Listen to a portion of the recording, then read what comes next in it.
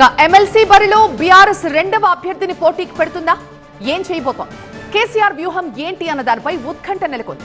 ప్రస్తుతం సంఖ్యాబలం ప్రకారం బీఆర్ఎస్ కి ఒక్క స్థానం పక్కా. 10 మంది ఎమ్మెల్యేలు పార్టీ మారడంతో రెండవ సీటు కష్టమని చెప్పాలి.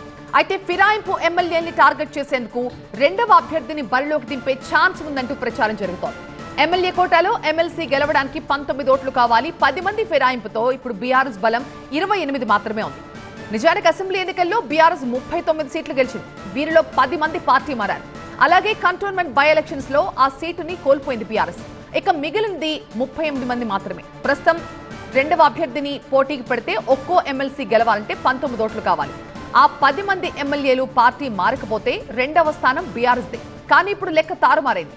అయితే రెండవ స్థానం గెలిచే పరిస్థితి లేకపోయినా ఫిరాయింపు ఎమ్మెల్యేల్ని ప్రజల్లో దోషులుగా చూపించేందుకు ఈ అవకాశాన్ని వాడుకోవాలని బీఆర్ఎస్ చూస్తోంది.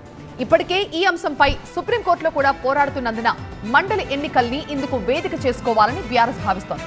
అయితే ఎమ్మెల్సీ ఎన్నికల్లో సీక్రెట్ ఓటింగ్ ఉంటుంది. విప్ జారీ చేస్తే ఖచ్చితంగా ఓటు వేయాలి. కానీ ఎవరికి ఓటు వేశారు అన్నది బయటకు తెలిసే అవకాశం లేదు. ఈ నేపథ్యంలో రెండవ అభ్యర్థిని పోటీకి పెడతారా లేదా అన్న దానిపై ఇవాళ క్లారిటీ రాబోతోంది.